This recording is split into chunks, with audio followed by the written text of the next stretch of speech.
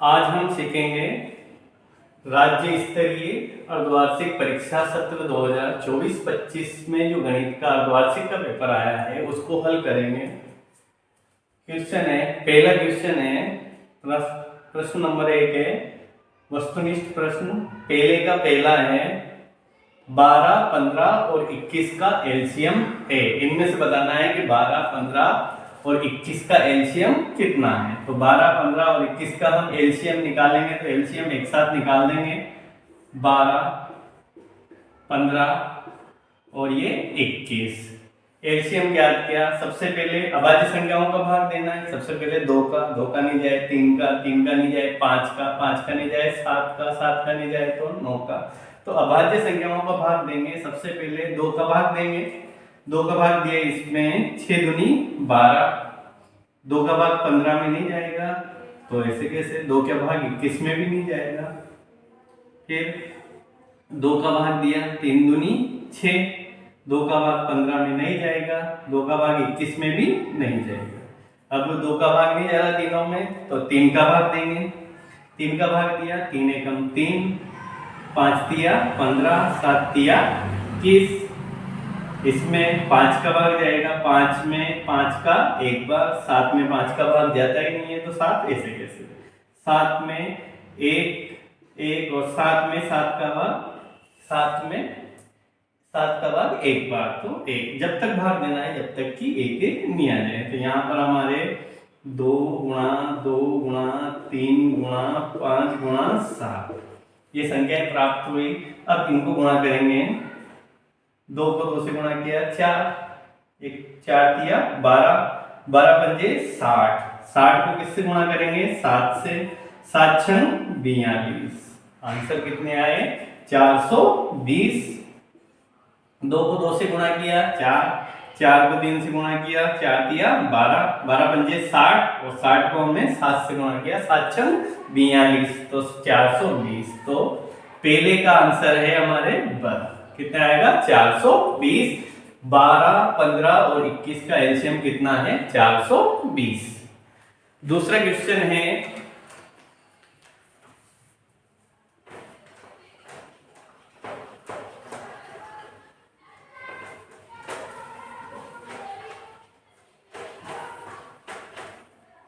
दूसरा क्वेश्चन आया था x square minus 2x minus 8। X square minus 2x minus 8 के शून्यक हैं। ऑप्शन है इसमें, पहला ऑप्शन था 2 और 4। ब ऑप्शन है 4 माइनस के 2। स ऑप्शन है माइनस के 2 और माइनस के 2 और द ऑप्शन है माइनस के 4 और माइनस के 4। तो इनमें से x square minus 2x minus 8 के शून्य के इनमें से बताना है 2 4, 4 माइनस 2 माइनस 2 माइनस 2 और माइनस 4 माइनस 4 ये बताएंगे। तो इसको हल करेंगे हम। x square minus 2x minus कितने 8। यहाँ पे फर्स्ट और लास्ट संख्या का क्या करना है? मल्टीप्लाई। केवल अचर पद का मल्टीप्लाई करेंगे। अचर यहाँ कुछ भी नहीं तो 1 मानेंगे। 8 को 1 से गुणा किया, 8 इंटू 1 बराबर कितने हो गए? 8। अब इसके गुणनखंड करने हमें 8 के, यहाँ पे 8 किस किस पहाड़े में 8 आते हैं? तो 2 के पहाड़े में। 2 को 4 से गुणा किया जब 8 आते हैं। एक 8 को 1 से गुणा किया तब भी 8 आते हैं। तो 2 है, इस 8 के 2 गुणनखंड है। एक तो 8 इंटू 1, एक 2 इंटू 4। अब इनमें से हमारे पास क्या है? 2 लाने हैं बीच में, माइनस के 2। तो यहाँ पे हम 8 में से 1 घटाते हैं तो 7 नहीं आएगा। 2 लाने, 4 में से 2 घटाते हैं तो 2 आते हैं। तो हमारा कौन सा गुणनखंड हमें मिला? 4 माइनस 2। 4 में से 2 घटाए तो कितने आ गए हमारे पास? 4 में से 2 घटाए तो 2। तो यहाँ पे x स्क्वायर माइनस 4x, यहाँ पे 2x है तो 4x माइनस कितने हैं? 2x। 4 में से 2 घटाएंगे तो कितने आ जाएंगे? 2 और माइनस कितने हैं? 8। यहाँ पे x स्क्वायर माइनस, कोष्टक खोलेंगे, अगर कोष्टक के बाहर माइनस का चिन्ह है तो अंदर का चिन्ह बदल जाता है, कोष्टक के बाहर अगर प्लस का चिन्ह है तो अंदर का चिन्ह नहीं बदलेगा। माइनस है तो यहाँ क्या हो गया प्लस 2x और माइनस के कितने 8 कॉमन लेंगे इनमें, इन दोनों में x कॉमन आया, x 2 बार है, एक बार x स्क्वायर है बटे क्या है x कॉमन ले लिया, ये 2 बार है और ये 1 बार है, x इंटू एक्स बटे क्या है x, तो एक बार कट गया, कितनी बार बच गया एक बार। 4x में किसका भाग दिया x का, x से x कट गया, क्या बचा 4। यहाँ पे प्लस 2 और 8, 2 और 8 किस पारे में आते हैं 2 के, 2 का भाग दिया, 2x में किसका भाग दिया 2 का, 2 से 2 कट गया, क्या बच गया x। 8 में किसका भाग देंगे 2 का, 4 दूनी 8, तो यहाँ पे कितने आए 4। तो इन दोनों में से एक जो बाहर है, एक तो x प्लस 2 और एक दोनों में से x माइनस कितने हैं 4, इनके इक्वल क्या मान लेंगे 0, तो x प्लस 2 बराबर क्या हो गया 0, ये इसके साथ भी 0, x माइनस 4 बराबर 0, इसके साथ भी 0, तो x बराबर प्लस के 2 है तो इधर जाएंगे तो कहीं को जाएंगे माइनस के 2, और x माइनस के 4 है तो इधर जाएंगे तो कहीं को जाएंगे प्लस के 4, तो x का मान -2 और 4, -2 और 4 कहाँ पे है -2 और 4 बार में, तो आंसर आएगा -2 और 4, ये इसका आंसर।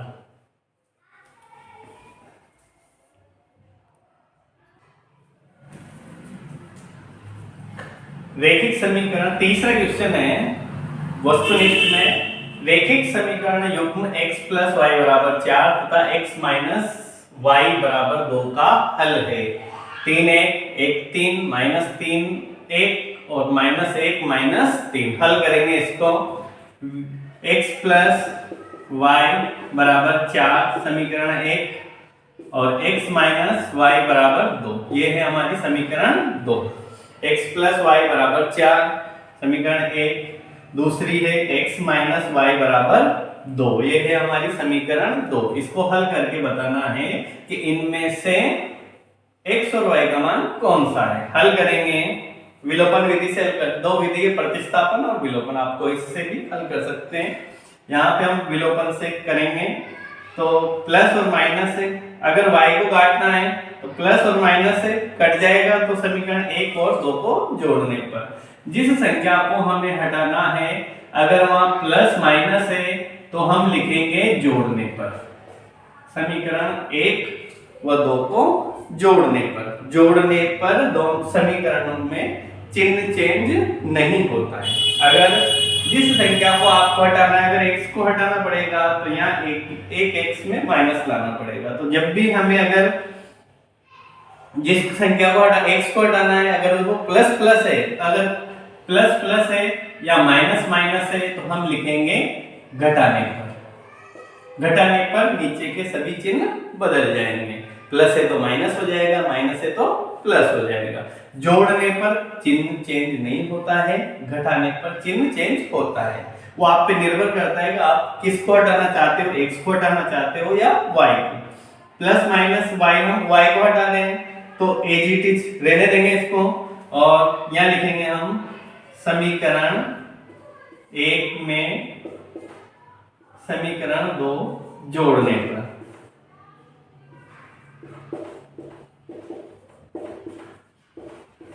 समीकरण 1 में समीकरण 2 जोड़ने पर, समीकरण 1 में समीकरण 2 जोड़ेंगे तो x और x जोड़ेंगे, कितने हो गए 2x, x में x जोड़ा 2x, प्लस माइनस है चिन्ह बदलेगा नहीं, जोड़ने पर चिन्ह नहीं बदलेंगे, घटाने पर चिन्ह बदल जाएंगे। यहाँ हमने जोड़ने पे लिखा है तो चिन्ह नहीं बदलेंगे, यहाँ पे कट गया, प्लस माइनस है तो काट दिया, बराबर 4 और 2 कितने हो गए 6, x बराबर 6 में किसका भाग दिया 2 का, कितने आए 3, 3 दूनी 6, x का मान कितना आया 3, x बराबर आया 3। अब x का मान 3 समीकरण 1 में रख दो या 2, आप किसी में भी रखो आंसर आ जाएगा, 1 में रख देते हैं। x का मान समीकरण 1 में रखने पर समीकरण एक है हमारे पास, x प्लस वाई बराबर कितने हैं, x प्लस वाई बराबर, जहां पर x है वहां क्या लिखना है 3, तो 3 x के स्थान पे 3 प्लस वाई बराबर कितने हो गए 4, और y बराबर 4 प्लस के 3 इधर आए तो जाएंगे हो गए माइनस के 3, y बराबर 4 में से 3 घटाया कितना बचा 1, तो x का मान तो कितना आया 3, y का मान कितना आया 1, तो x का मान 3 और y का मान 1 किसमें है, तो इसका आंसर आएगा वाला। रैखिक समीकरण युग्म x प्लस वाई बराबर 4 तथा x माइनस वाई बराबर 2 का हल है x का मान 3 और y का मान 1। द्विघात समीकरण है 2x square plus x plus 4 बराबर 0 के मूल होंगे। चौथा क्वेश्चन है, इसके मूल होंगे धनात्मक और ऋणात्मक, दोनों धनात्मक दोनों ऋणात्मक और द है कोई वास्तविक मूल नहीं है। हम इसको हल करेंगे तो यहाँ पे देखो धन प्लस वाली संख्या अगर होती है, प्लस है सब जगह, तो यहाँ पे 2x square plus x plus 4 बराबर क्या है 0। अब यहाँ देख लेते हैं हम मूल क्या आएंगे भाई, मूलों विविक्तीकरण b स्क्वायर माइनस क्या होता है 4ac, d बराबर होता है b स्क्वायर माइनस 4ac। पहली संख्या a है, a बराबर है हमारे पास 2, b बराबर है अचर पद केवल, b बराबर क्या है 1 और c बराबर कितने हैं 4, a का मान 2, b का मान 1 और c का मान 4, ये तो इसको b है, b कितना है यहाँ पे 1 का स्क्वायर माइनस 4 इंटू a कितना है 2 इंटू c कितना है 4, 1 का स्क्वायर क्या होता है 1, 4 दूनी 8, 8 चौक कितने हो गए 32, और 32 में से 1 घटाया क्या आया माइनस का 31। अगर d का मान ऋणात्मक आता है तो इसका मतलब है कि उसके कोई वास्तविक मूल नहीं है, वो सवाल हल नहीं होगा, वास्तविक मूल नहीं।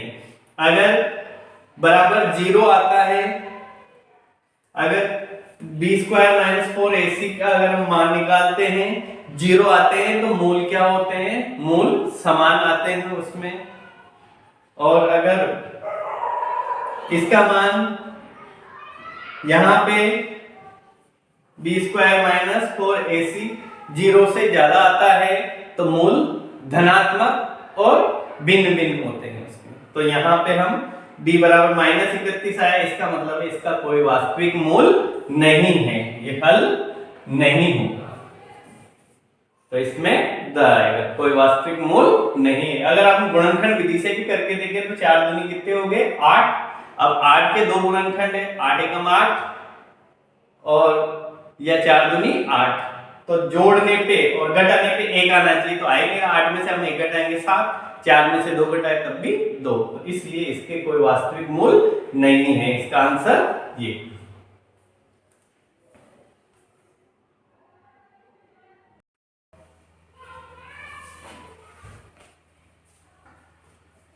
तीसरा क्वेश्चन 30 इसके वस्तुनिष्ठ प्रश्न में 5वें क्वेश्चन है AP 3 7 11 का 10वां पद है।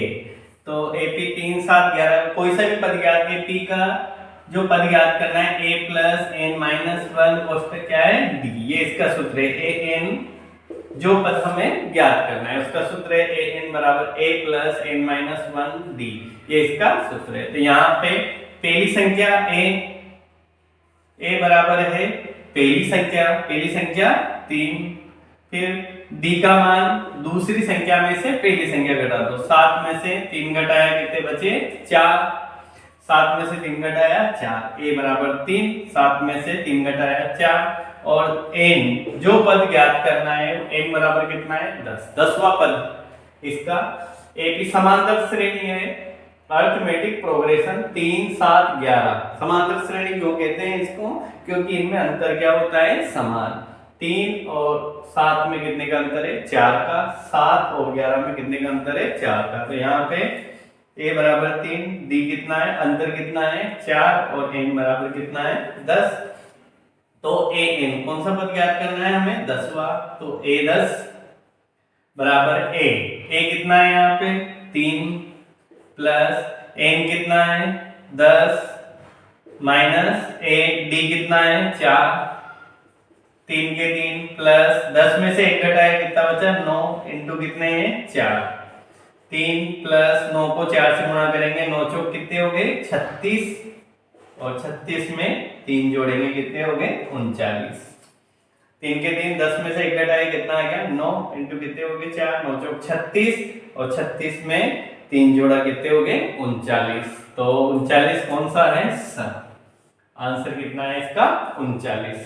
छठा क्वेश्चन है दिए गए त्रिभुज में कौन सी भुजाएं लंबवत है। तो ये देखो 60 और 30 है, त्रिभुज के तीनों कोणों का योग कितना होता है 180। तो दो कोण दिए हुए हैं 60 और कितने हैं 30। तो हम 180 में से 60 और 30 जोड़ के घटा देंगे, 60 और 30 को जोड़ा कितना हुआ 90, 180 में से क्या घटाया 90, तो कितना बचा 90। तो ये तीसरा कोण क्या आया समकोण 90 डिग्री। अब समकोण त्रिभुज में 90 डिग्री, ये समकोण जो समकोण बनाने वाली भुजा, समकोण त्रिभुज में जहां पे समकोण होता है वहां पर मिलने वाली भुजाएं लंबवत होती है। समकोण पर मिलने वाली भुजाएं लंबवत होती है। ये ए, ये बी और ये सी, यहाँ पे दिया हुआ है एबीसी त्रिभुज का नाम। तो समकोण पर मिलने वाली भुजाएं 90 डिग्री कोण है, तो समकोण पर मिलने वाली भुजाएं लंबवत होती है समकोण त्रिभुज में। तो समकोण पे कौन कौन सी भुजाएं मिल रही है बीसी और एसी। तो समकोण पर मिलने वाली भुजाएं लंबवत होती है। तो एसी और बीसी किस में है, एसी तथा बीसी। तो आंसर क्या आया 2। तो आपको याद रखना है समकोण त्रिभुज में हमेशा समकोण पर मिलने वाली भुजाएं लंबवत होती है। अगला है 7वां क्वेश्चन है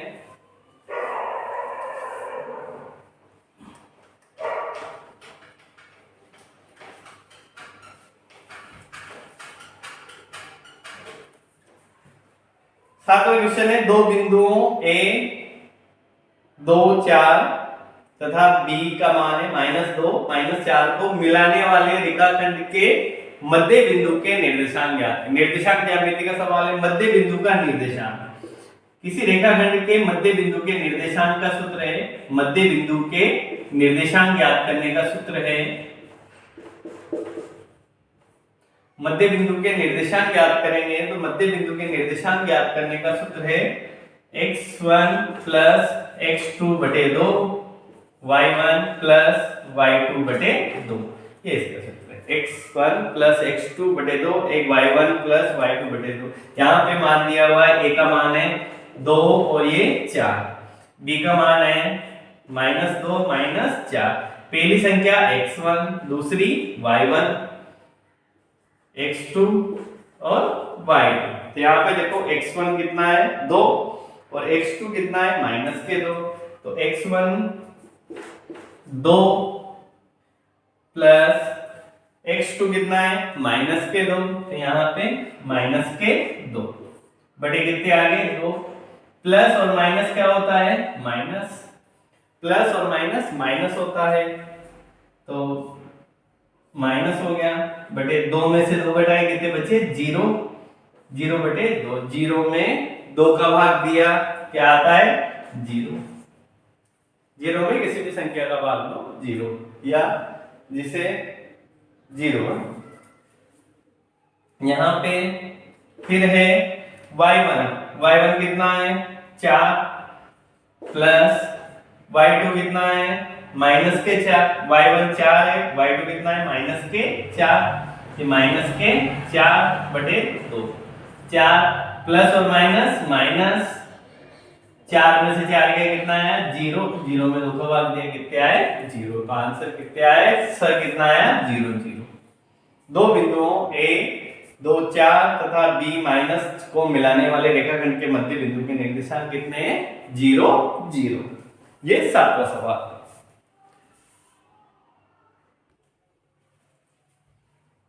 वस्तुनिष्ठ प्रश्न में 8वां क्वेश्चन है, tan 60 का मान है। tan 60 का मान कितना होता है? tan 30 का मान होता है 1/√3। tan 60 का मान होता है √3। तो यहाँ पे tan 45 का मान होता है 1। तो यहाँ पे tan 60 का मान है, तो tan 60 का मान क्या है? √3। tan 30 का मान है 1/√3। तो tan 60 का मान क्या है? √3। सारणी बनाना सिखाया उसमें है √3। यहाँ पे tan 60 का मान √3 है। 9वां क्वेश्चन है, एक मीनार की ऊंचाई और छाया, एक मीनार की ऊंचाई और छाया की लंबाई समान हो तो सूर्य का उन्नयन कोण है। मीनार की ऊंचाई और छाया की लंबाई क्या है? समान। तो ये एक मीनार है, इसकी छाया की लंबाई, ये छाया कहाँ जाएगी? धरातल पे। तो इसकी जितनी मीनार की ऊंचाई है, इसको ए, बी और ये सी, जितनी हमने माना गई इसकी ऊंचाई x है। तो अगर ऊंचाई x है तो इसकी परछाई की भी लंबाई क्या होगी? x। वहां लिखा हुआ है, एक मीनार की ऊंचाई और छाया की लंबाई समान हो तो सूर्य का उन्नयन कोण ज्ञात करो। तो हमें ज्ञात करना है थीटा का मान क्या है, कि उन्नयन कोण क्या है इसका।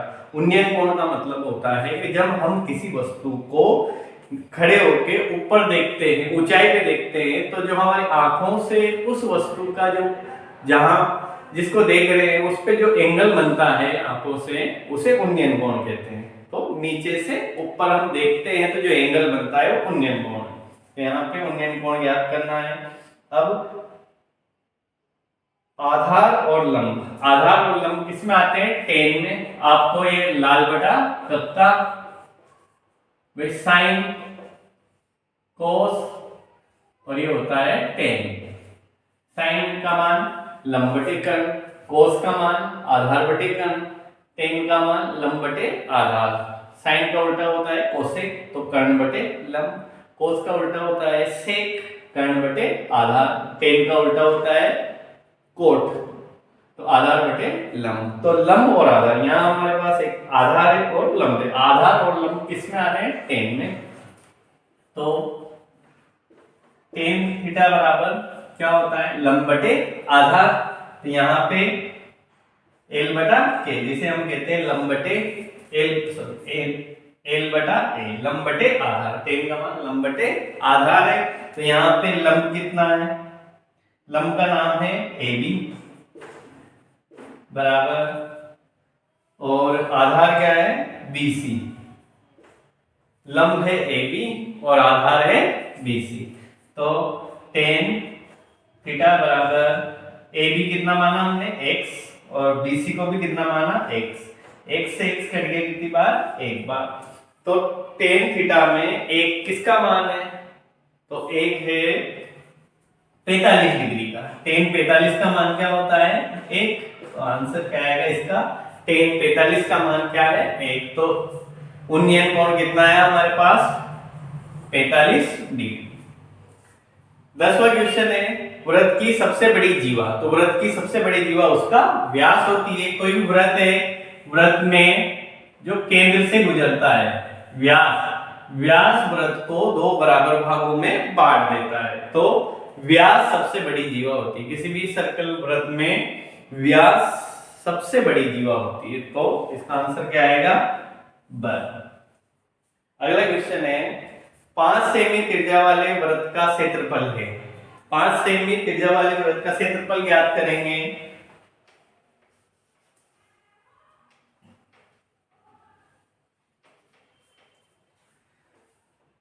5 सेमी त्रिज्या वाला वृत्त है। वृत्त का क्षेत्रफल का सूत्र होता है पाई आर स्क्वायर। वृत्त का क्षेत्रफल होता है पाई आर स्क्वायर।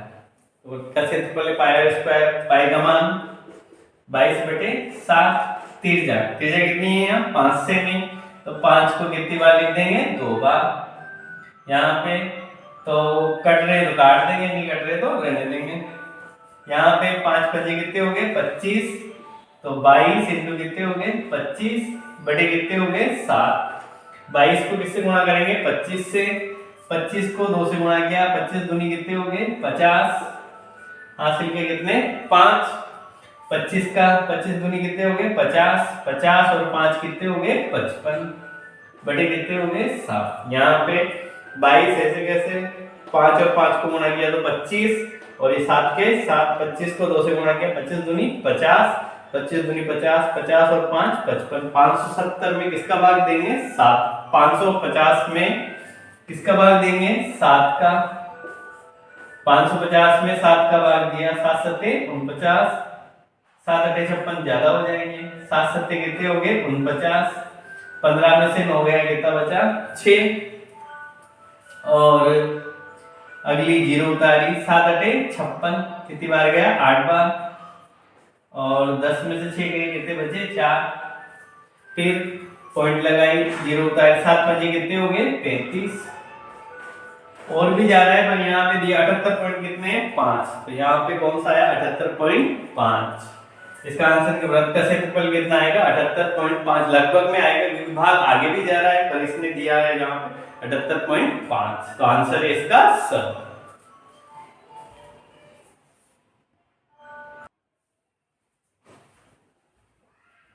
बारहवां सवाल है वस्तुनिष्ठ में, आर त्रिज्या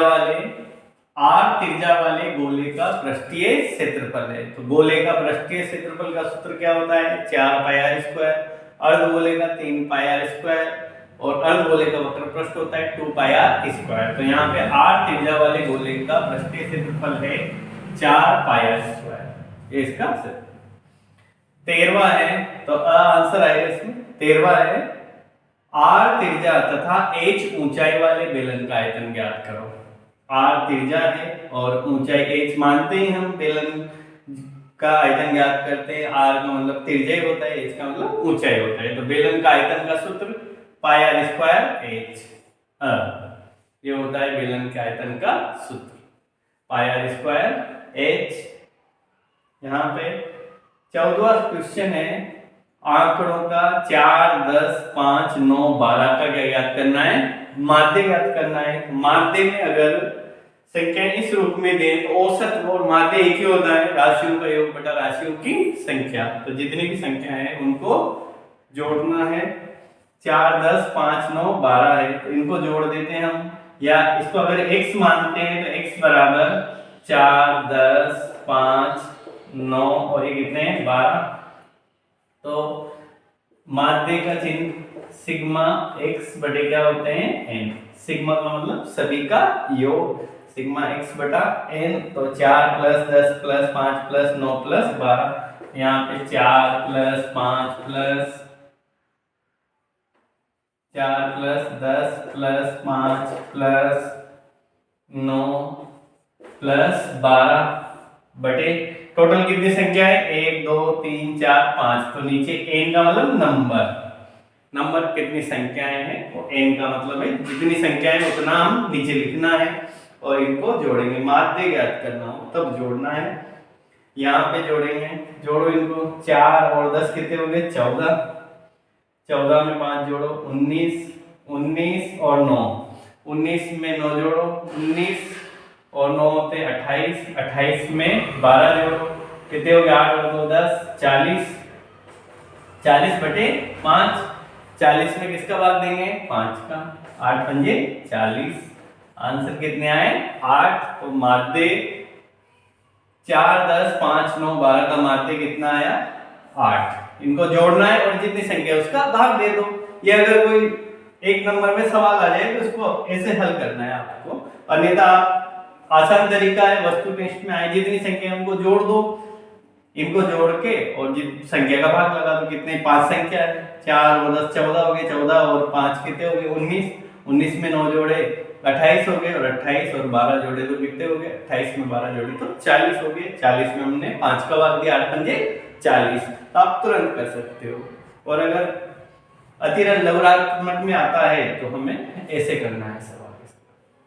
तो ये हमारे वस्तुनिष्ठ सवाल पूरे हैं। अब हम जो रिक्त स्थान वाले हैं वो सिखाएंगे।